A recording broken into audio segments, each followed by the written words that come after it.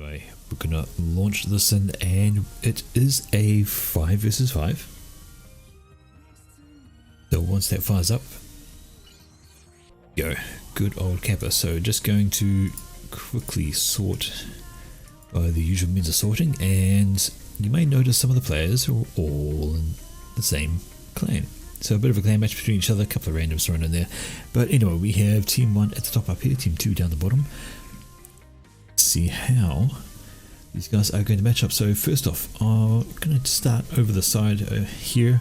This is Sadnatch. Sadnatch is 700 player. He is light blue and he is Sovereign opening first lane. Besides Sadnatch, we have Detandalarts. Detandalarts is also Sovereign. He's in green and first lane for him as well. The two mid players, I guess you could say. It is Jan at work, Lavender Sovereign. Beside him is Melis. Melis is blue Seraphim for a change. And up the back here it is Emma. Emma is UF. Emma is grey. So 3 Sovereign and 1 Sovereign, 1 Seraphim, 1 UF for team number 1. The lowest rated player is Sadnatch. The highest rated player is Detandalarts, who's actually the Ringen, not part of the clan. Let's have a look at the other side of the map. Alright, down here we have Lucky Ben, and Lucky Ben is UEF and Burgundy. Beside him we have Bramble. Bramble is UEF, and Bramble bright red, and coincidentally Bramble is the Ringen, and he's also the highest rated player for team number 2 at 1700, whereas beside him they have the 600, the lowest rated player in the game. But in the middle slots as such, it is SB. SB is white, SB is Aeon, and he's got Kremple. He's going to call Kremple. In support, he's purple, he's UEF, and finally rounding it off for team number 2, it is Esmo Noob. Esmo Noob is Seraphim, Esmo Noob is in combat green. Okie dokie, so have a look at the map. Navy is going to be important because if they get all the way around here, they can get right up into your base and cause some issues, so you want to keep a hold of that. Let's have a look at the reclaim on the map. About 20k to be grabbed. There's a sizable chunk in the middle, some slightly bigger wrecks, but there's plateau up here as well you can grab a hold of. A fair few rocks and things, but not to discount places over here. There's 1300 mass sitting over here ready to reclaim as well. Got a few larger rocks, so probably want to drop that kind of thing. Got a couple of larger wrecks over here. Not as much to grab on that, so you definitely want to be looking at these little pockets here. Only a small amount here, 700 or so, and right in the corners a few more rocks, but really. So your main focus is going to be this midsection here with the large bits here. You got a bunch of rocks curling up around beside them, and then the circular reclaim on the edges to be had there. Anyhow, first little fighting going on, and there is 2 comms in the mid from team 1. They're going to start grabbing the lion's share of the reclaim because, well, you wouldn't want to push into your SB, because that's 2 commanders and you'd be pushing them by yourself, because over this way Ringpool has gone separate with his comm, and yeah, Lucky Ben's still in his base even as Bramble moves on forward. So up here Crimple's already having to go with some units, so he kill off a couple of things there, but honestly it's looking a wee bit one-sided with the commander walks, because as mentioned with Kremple over here, he is going to be 1v1ing against Sadnatch, but Sadnatch has units, Kremple does not. That could go badly for him, especially as Kremple has no support, and he's definitely going to be wanting it, or he's going to start having issues. Right, anyway, he drops back, lost a wee bit of health, but it'll regenerate fast enough, and he doesn't want to hang around too long. Up in the mid you can see though, look at the reclaim getting scooped up by these 2 guys. No pressure against them. As these 2 push right into the middle. Over this side we see the 2 commanders has split. In fact, SB sitting very still. Kremple is over here with a radar, but again the units are going to come in, they're going to make the difference in the damage, so unless he gets rank of veterancy he's going to have some problems having a go at Sadnatch, and he wants to get moving and wants to get his reinforcements in as well. And we see in actuality over here Detandalarts has decided to join in the comp fun as additionally. So who hasn't gone front? Well, at the moment We have Lucky Bean all the way back here. We have Bramwell who's pushed right on up, but on the right hand side, Kemple does not want to be sitting still, especially under that kind of fire, and sitting still he is. I think his attention has to be elsewhere, because now it's looking like that could be very dangerous actually. He is down into the yellow, and we have, oh no, Kremple is going to get 4v1'd. He's going to get absolutely demolished right here, right now, and there's nothing he can do about it. 4v1 in the comment section, and boom. Maybe overextended a little bit, couldn't be too entirely sure on what that would be, but it just seemed odd that he was solo over there. Maybe he needed to be mid along with SB to have a fight for the reclaim, but pushing up this way exposed him to the two side comms. Guys had no resistance whatsoever and could just keep on walking up. So I'm not sure what Lucky Bean's up to. At the moment it's just Bramwell over the side, and he could actually make some pretty good headway if he gets his comm up into here. He could cut off this little choke point, and he could move units up there. He could look at grabbing the reclaim around this pond, and he would be in a good spot for all of that. Right here it is SB deciding to hoover everything up, and to be honest, SB will need to do it because he is now facing, well, I don't even know what that is, 2, 3 versus 1 at the front. So he's going to need all the reclaim he can get. I'm guessing Ben just tromped his commander over this way just to be, just have a bit of a presence to help out. But in the end, he hasn't done much more with that. Right, SB of course is a double gun comm, so going to be able to mop up those units quite happily without too much of a hassle, but doesn't want to overextend because gun comm, I know, if you have two commanders come back at you, you're not going to have a good time, especially with units coming through the middle that are in excess of his own units. So, well, then again, Ben is here to help out, so hopefully he should be okay. But we mentioned right up here what Bramwell could do uncontested. Question is he aware of all this coming his way? Not so much. So he might want to think about, well, radar, some kind of intel. We can knock off a couple of T2 mixes that would go down a treat. And slowing down his opponent's eco, but he doesn't want to overstay his welcome too much, and really he wants to focus this one down. Actually brings his comp back a little bit, and that's actually a T2 factory. If he can get in and kill off the engineers, stop them building the point for me, it's going to be a great haul, but at the moment they seem to be distracted by pretty much everything else, and that's going to go up, and that's going to cause most likely Brim to fall back if he isn't already, because having units and having other commanders, yeah, time to go. So unfortunately that raid did not get enough done. Maybe he needed to focus down the mixes, kill that one, then this one here, or something similar. As this, he just rolled his units in and they just killed what they felt like. Not quite as effective as it could have been. Right, on the right hand side we see these units pushing up from Sadnak, but they're going to run into the SB Guncom, and they're going to have a terrible time trying to deal with that. Right, checking out the rest of the situation. That's a drop from Tantalats. Now I do wonder if they're about to be stopped down here. Yes, they are, and they're going to be able to pick up all this mess. No contest at all. No contest at all whatsoever. No pressure. And oh, Bramwell's now in trouble. There's stingers. So I've got some T2 gunships overhead, and they're having a whale of a time on the commander, who's going to take a while to kill him. And it could take even longer if he gets T1 anti-air up, which will help shoot them out of the sky. Some interceptors do come in from Esmo, and they're just going to help whittle off some of the health of these things. But now that there's anti-air up and interceptors, they're not going to last too much longer, and that will be the end of those guys. So Bramwell actually gets out okay. No real danger there with only 2 stingers coming through, but he'll be okay with that, and probably consider falling back a bit further. 4.5k health, absolutely. Don't want to loiter too much. Navy in the water going T2 for a Lucky Ben. He could push his units down a little bit further, at least the sub, take out the extractor. There's no Navy.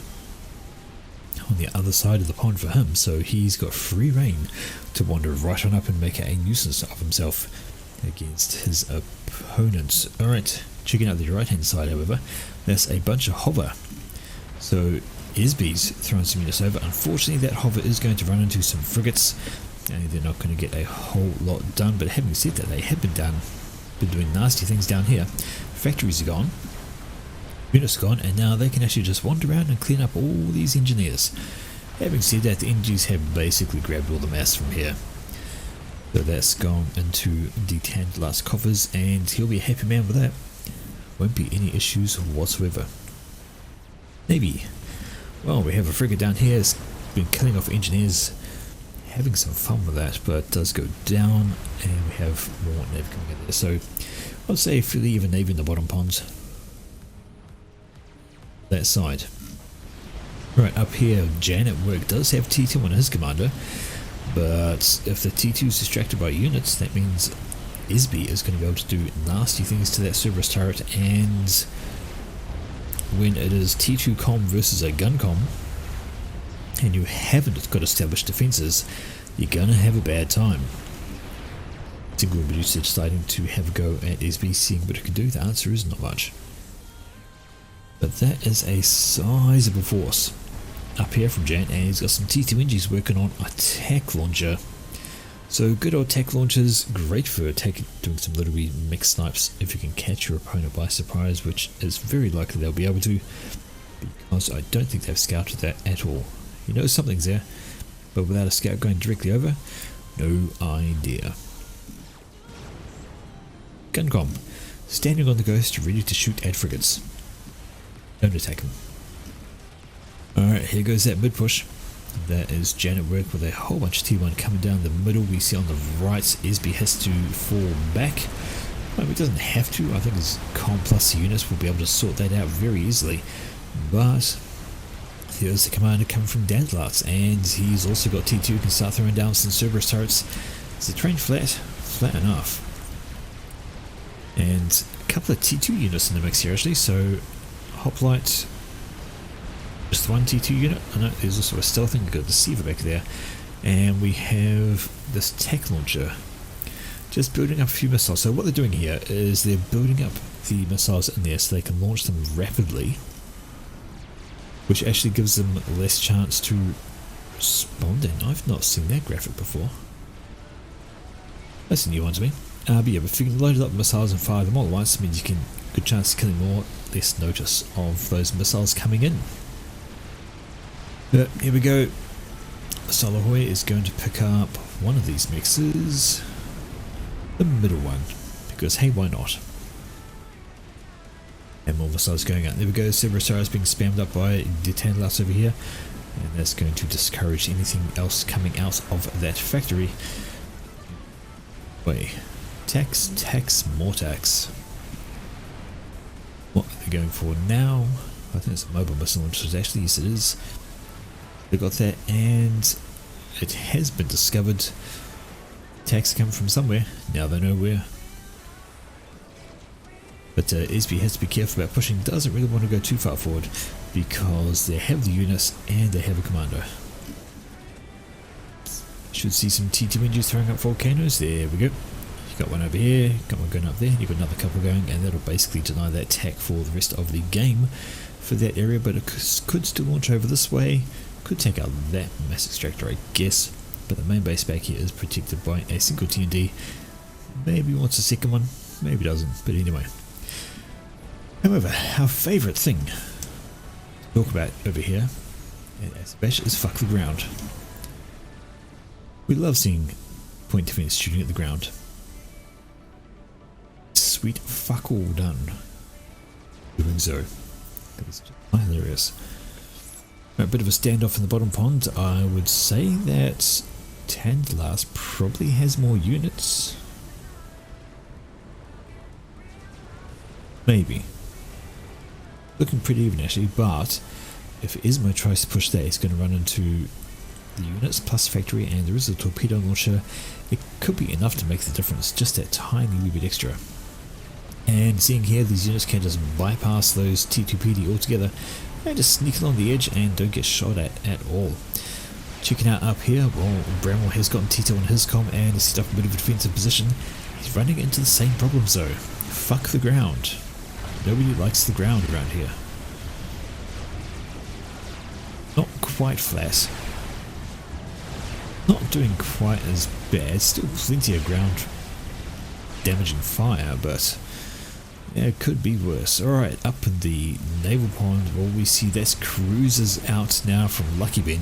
And of course, cruisers do what? Attack missiles. What do attack missiles do? Bad things. Down goes the Navy factory, so that's left nothing in the water. Or Milas, and that is going to be a problem. He can't stand a Navy game, he's just going to... This cruisers could just build up more and more and more and more. What kind of response can you do? Well, you can try to TMD spam, but that never really works out. Cruisers can build up faster than anything else, and they'll have a terrible time there. Even if I remember correctly, cruisers will outrange T2 static artillery. That's just bad news. Moving on with a couple of land units. Don't really need to. I can just sort of sit there and do that. A Yinzin hover tank. Well, that's going to have fun doing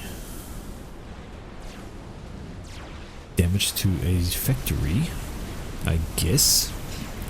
And come the ground unit, the T1 units from Lucky Bin as well. They're going to have a go at... I don't know what they're going to have a go at because the commander's walked out and he's going to overcharge things and kill them off. Do we have a defending sub and... Nope, just a defending sub.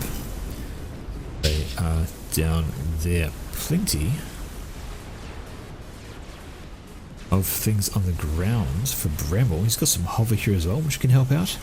But right now, it's the couple of subs is all Milas has to deal with. And down in the bottom, that is T2 out from Esmanoob, so he cleans up that spot back there. T2 has been made for Detandlarts. And does he have any destroyers out just yet? No, he doesn't. That's all T1. The first destroyer is about to roll off the pitch. Sorry, roll off the conveyor belt. Pitch. It's a naval fact. There's no conveyor belt. But that's complete being built. And away we go. Okay. Have a check. The eco is fairly even, slightly in favour of Team 2. However, Team 1 is ahead, owing probably to Reclaim. We just have a check on that. Yeah, indeed, 23 to 11,000 Reclaim in favour of Team 1, so that's why they're ahead in total eco, and that's going to help them keep a hold on this game. But that's a strat. So Emma has a strat out, and it's going to get some wonderful things done to anything. Oh dear. 2 T2 pigeons down, and a bit of damage to air factories, but we'll see. The power is the bigger issue. It comes back for another run, and it's going to get it off. Another bomb out, more power, and a mass extractor. That is terrible. Well, terrible for Esmanoob, but it's great for Team 1. The strat hangs low, he comes on around, but it's going to get caught out by a huge wing of fighters here. Not going to get another bomb off, but it has done the damage, and it has done good damage. 3 T2 pigeons and a T2 mix. That's well worth the investment of that. Now, Esmanoob has to get these rebuilt real quick. T2 engines are coming back out, they know what they need to do. Alright, up here we have a Cerberus turret, a T2PD in the form of an Oblivion turret. And plenty of Evensongs lobbing missiles over, and we see TMD has been thrown up by a Detandlarts, and it's actually popping out that as well. Here another strat, and oh my word. 1 bomb, 19 kills. Huge glob right there. Killed a whole bunch of those Evensongs. As you would. But we have lots of T2 Nothers up this way. Maybe they're going to try and find somebody to kill. Well, if they play it right, I think they could possibly pick off Emma. Possibility is there, but they're just going to find him to be able to attack. So Astra's throwing another run, got himself another 7 kills and more deaths.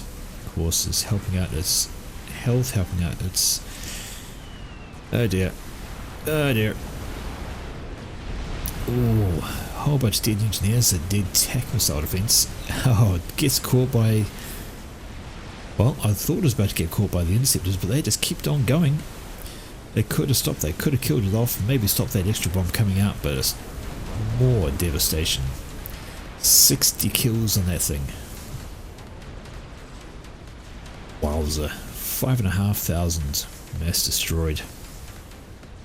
Absolutely paid for itself. Right up here we see the Navy is struggling against, I was going to say struggling against submarines, but maybe not so much. There is a Kappa there, but he's tanking that with cruise. Maybe not the smartest idea, but it's helped.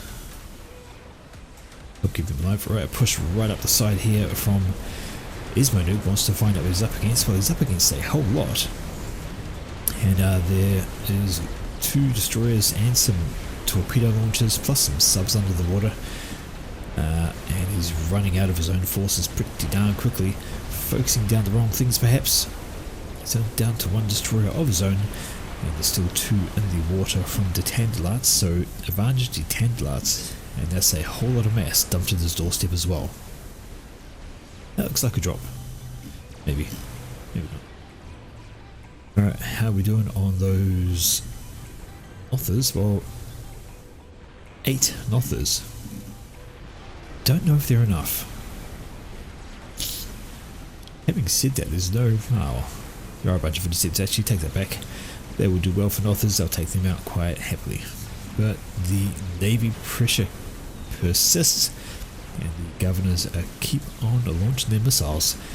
And it looks like they're focusing down the TMD. Not a bad idea. As long as you can kill them fast and they can be built, then the more you kill, the less missiles they get to fire out, and that's a bunch of dead energies. That is painful. 71 kills on this guy now. He's just doing laps. Bombs away on, well, basically anything, killing off more eco. Really want to get some T3 on the ground, get some SAMs.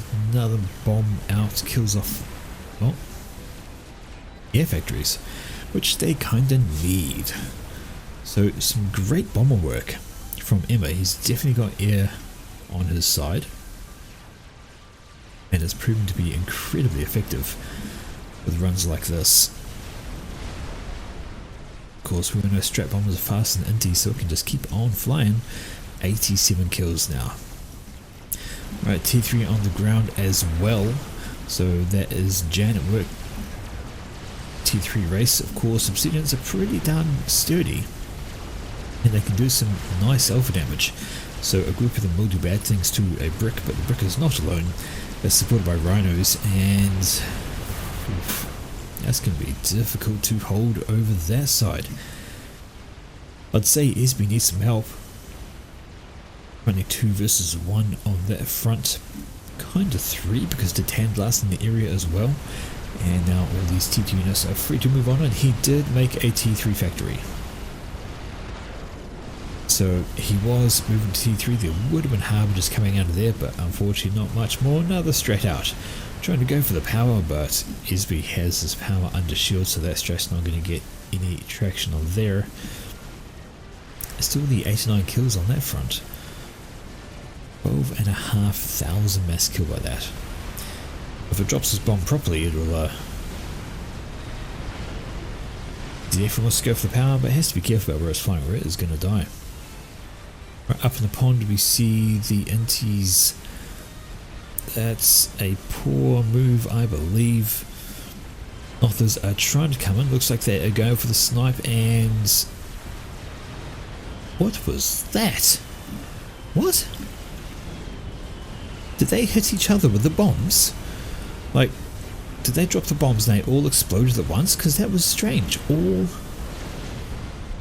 and then they didn't even target the commander, they went for eco. I'm so confused. I'm sure they all just shot themselves. Dropped bombs on themselves and they all died at the same time, but blimey. And there's the torpedo bomber response from Emma. So he's got these out to try and help out his compatriot in the water, who is absolutely overwhelmed. Honestly, you could do with some more cruisers. Maybe even some destroyers, get some direct fire going on to help take down spots like that. And what's going on in the middle, well, we see that Bramwell has come over with some Yenzies just to help out, try and keep things going for Isby, who's lost the spot right here. Everything's dead, and in comes the reclaim. The Tandlarts, doing exactly what he should be doing, grabbing that while he can. Alright, we see a poor volcano trying to hold off all of that. Not going to work too well. More torpedo bombers. However, there's huge amounts of flak from Bramwell, and they are helping out. Up here we see the Yenzins have moved their way into the base. Going to start killing things off maybe, although this team on PD being spammed up by Emma, as well as the comp having to walk out. It's going to shoot some things down, and it would have been nice if the Yenzins had focused on something other than interceptors. Seems like a strange choice, really strange choice. Maybe they could have had a look at killing off the TMD, would have been good. But as is, now we're getting static arty going up. So let's just have a check on the range of that. Static arty can go that far, whereas cruisers much further. So they could sit back out of the way and tack down all of this without any danger, but they stay static. They stay in one place. They die to Vardy, they die to Zoos. That is kind of a waste of navy. This cruiser goes on down. We have had a T3 shift, so T3 Navy is in the water for Lucky Ben, but he's continuing with the T2, so more cruisers coming out for him, and that looks like a shield boat. Honestly, a battleship would be a battle cruiser would romp through all of these. So get a battle cruiser out, clean up the Zoes, get a battleship out, clean up the bases, and then shield boat and a few cruisers. Nice little mix, and it will keep you very safe. Down in the bottom pond we see that the Tandlarts has managed to push up all of that, and he's got engineers scooping up all the mass. So all of that. Now of course we know that poor old Ismonoob got strap bombed to hell and back. He's lost his power repeatedly, and so I don't think he's done badly to stay right where he is. The range of these Salems is expressly annoying when trying to deal with them. In the middle, the bricks are still rolling around for Jan at work, and more Evensongs just lobbing their missiles over. T2 going down as an upgrade on Isby. I don't know if he needed to. He's got T2 NGs, doesn't he? He's got his T2 HQ. He can just roll out some T2 NGs and deal with that, no worries. Looks like he's pushed out to try and stop these Evensongs, which are incredibly annoying. But even while trying to do that, they run into the rest of the supporting T2 army. And indeed a few bricks. So not looking great on the midsection. Seems like it may be just a matter of time. The same goes for the Navy, and that could actually be Ismo out. He's only got a couple of units left, and this destroyer is getting absolutely smashed down by Syria forces. At this point I would actually consider submerging them. Taking extra fire from the frigates. The Saturns of course with the extra range will just smash it down so darn quickly. That is 5-1 on the destroyer front, and that is 100% Ismo out, and there goes again. His power is taken out by a strat bomber. He was trying to get T3 air up, but oh my word, that is just... I'm gonna say it. You think at some point you'd consider putting up a shield? Just maybe? Even just one shield to stop that kind of thing happening? Still, it is brutal, and it is done. That has his base in Tata's house, his power fearing. Let's have a look. Ismonoob 500 power. So yeah, he's proper shagged. Currently surviving off energy from his teammates, and he's not going to have much left in the coffers at all. Do have these Salems off the water, killing off all this, well, everything basically, and when they're done they can decide to just walk on the land and finish it off. But once they are completed there, they could wander their way up into the bay this direction and start harassing this little 4 base here. And that's going to be SB, who's already struggling against massive numbers of Vipers. But having said that, the Vipers are in range of Oblivions, so they're not going to last too much longer at this rate, and see them dying off quite happily as they go. Okay, that's a chicken on the way. About 75% done, 72% done, so that is almost gone. Do we have any kind of experimentals on the other team is the question. Well, apparently we do. There's the first one done. It's a monkey out from Janet work, and it is on the way. Going to have a go at whatever it can find. So a chicken will absolutely beat a monkey any day, every day. Question is, will it be done in time, and will it go the correct direction? It could be that. Oh no. Now we see the destroyers coming up the bay, as we said could happen. That's exactly what they're doing, and they are now taking out the eco bit by bit. And well, SB cannot stay there with his comm. Your defences are shagged. Everything is absolutely shagged. He was trying to pop up some T2 artillery, and of course that's a good response to Vipers, and it's actually a decent response to T2 Navy. And we'll be able to take those out, but the range of these sailors at the moment just simply doing a lot better. And look at the dead mass extractors, so many destroyed, so much gone.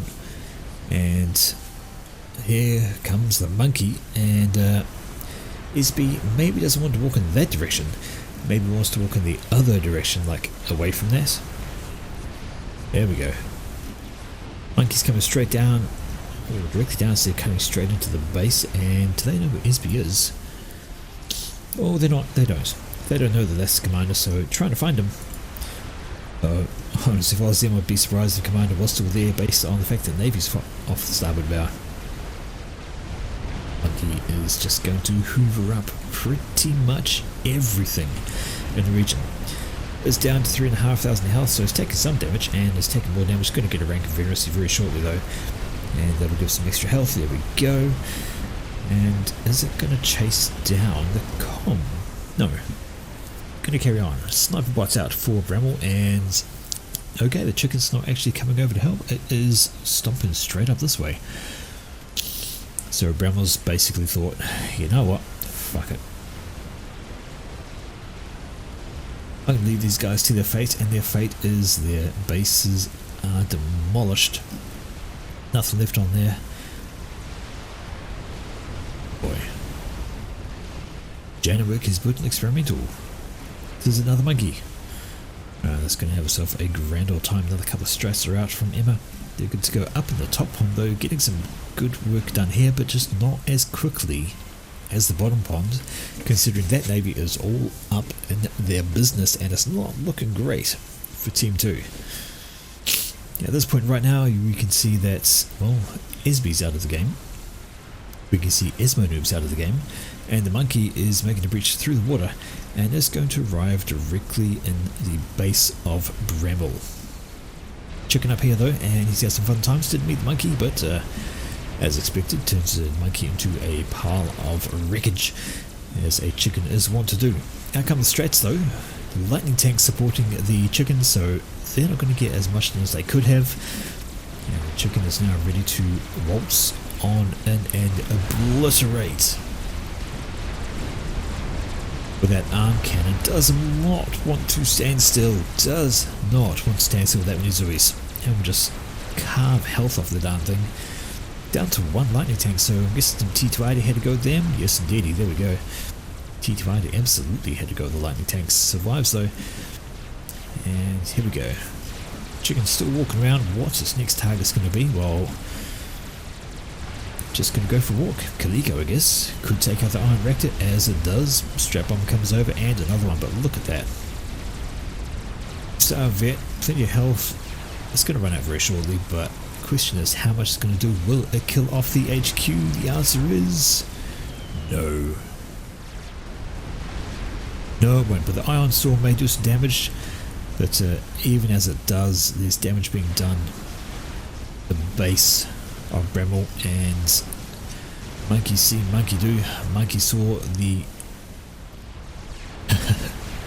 the chicken doing some damage, and now the monkey's doing some damage, but it's taking quite a bit of destruction of its own. Couple of PD back here having some go at it. Zui's lobbing their shells over, getting out of range of those, and of course the Navy's coming in as well, so not great times. We see the Death Ball did take out pretty much all that front stroke of the T3 HQ, that kind of thing, but not enough. And now there's a strat. SB's under pressure again. The monkey survives, has gotten out of range of basically everything. Excuse the sniffles, I apologise on that front, and it now has free reign to walk into the base of Lucky.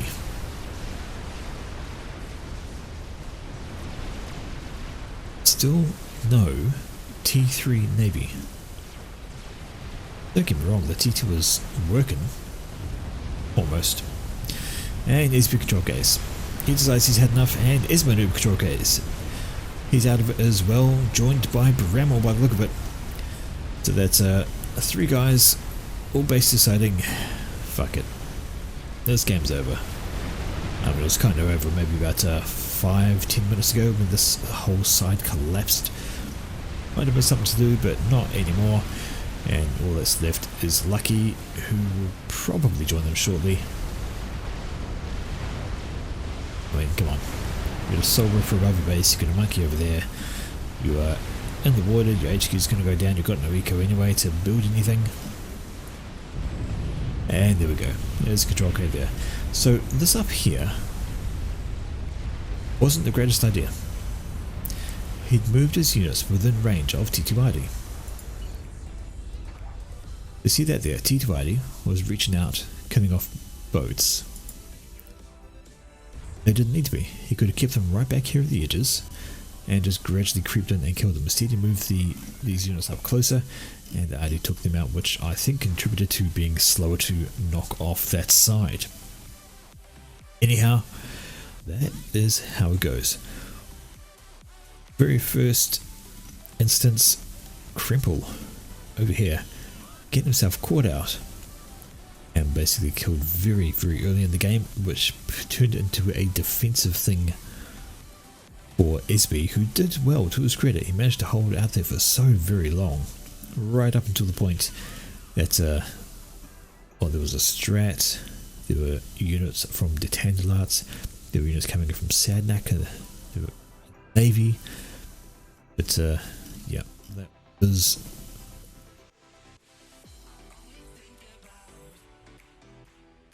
that one player down just made all the difference, because we saw that after back here Ismo, he was focusing on Navy, trying to keep up with the Tandlarts, whereas his opposite, Emma back here, didn't go in Navy at all. Focused on air, and those strap bombers made a massive, massive difference to the game, killing off power and killing off eco so much. And he actually left Mulus to get into the Navy game. Wasn't really working, and I feel like that was not quite exploited enough by Lucky Ben.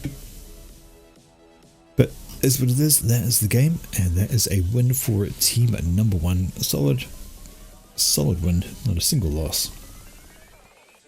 That is that.